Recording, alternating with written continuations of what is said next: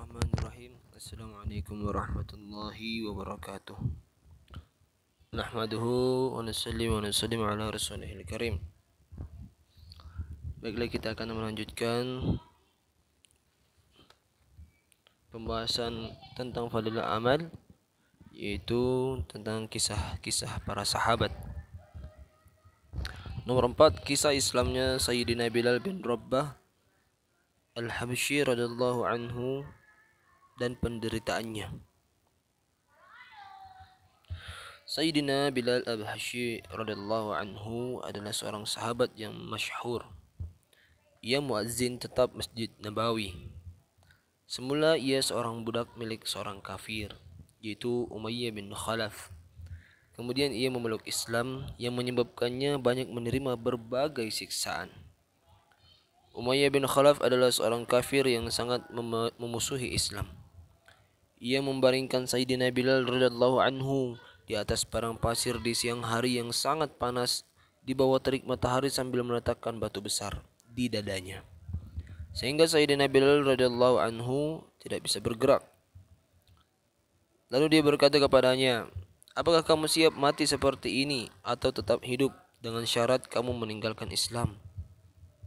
Dalam keadaan seperti itu, Sayyidina Bilal radhiyallahu anhu hanya berkata, "Ahad, ahad, hanya satu yang berhak disembah."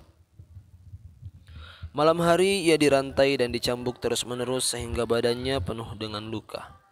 Esok harinya dengan luka itu ia dijemur kembali di padang pasir yang panas sehingga lukanya semakin parah. Tuannya berharap ia akan meninggalkan Islam atau menggelepar mati. Orang yang menyiksa Sayyidina Bilal radhiyallahu anhu sampai keletihan sehingga perlu bergantian. Kadangkala Abu Jahal, Umayyah bin Khalaf, dan terkadang pula orang lain. Setiap orang berusaha menyiksanya sekuat tenaga. Ketika Sayyidina Abu Bakar radhiyallahu anhu melihat penderitaan Sayyidina Bilal radhiyallahu anhu, dia membeli Sayyidina Bilal radhiyallahu anhu dan memerdekakannya. Faedah: orang-orang musyrik menjadikan berhala sebagai sesembahan, sedangkan Islam mengajarkan tauhid. Inilah yang menyebabkan dari lisan Sayyidina Bilal radhiyallahu anhu selalu terucap ahad, ahad.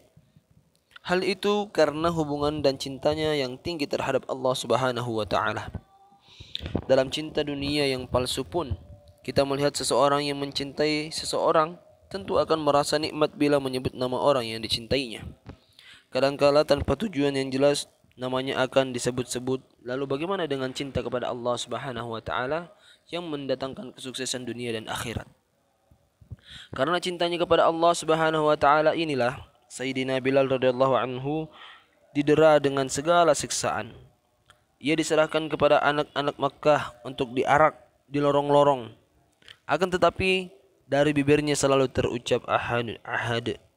Dengan pengorbanannya itu dia mendapatkan kehormatan sebagai muazzin baginda Nabi sallallahu alaihi wasallam, baik ketika tinggal di Madinah maupun dalam perjalanan. Setelah baginda Nabi sallallahu alaihi wasallam wafat, dia tinggal di Madinah untuk beberapa lama. Akan tetapi karena melihat baginda Nabi sallallahu alaihi wasallam sudah tidak ada di tempat, sulit untuk baginya untuk terus tinggal di Madinah Thayyibah.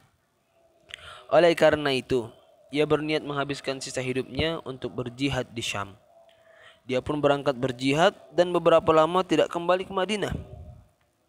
Suatu ketika ia bermimpi berjumpa dengan baginda Rasulullah sallallahu alaihi wasallam. Beliau bersabda, "Wahai Bilal, masihkah kamu setia kepadaku? Mengapa kamu tidak pernah menziarahiku?" Begitu bangun, ia segera pergi ke Madinah. Setibanya di sana, Sayyidina Hasan dan Sayyidina Husain radhiyallahu anhuma memintanya untuk mengumandangkan azan. Ia tidak dapat menolak permintaan kedua orang yang sangat dicintainya itu. Dia pun memulai azan. Tatkala suara azan seperti pada masa baginda Nabi sallallahu alaihi wasallam sampai di telinga penduduk Madinah, Madinah pun gempar. Para wanita pun menangis dan keluar dari rumah-rumah mereka. Setelah tinggal beberapa hari di Madinah, ia pun kembali ke Syam. Menjelang tahun 20 Hijriah dia wafat di Damaskus. Dari kitab Usudul Ghabah.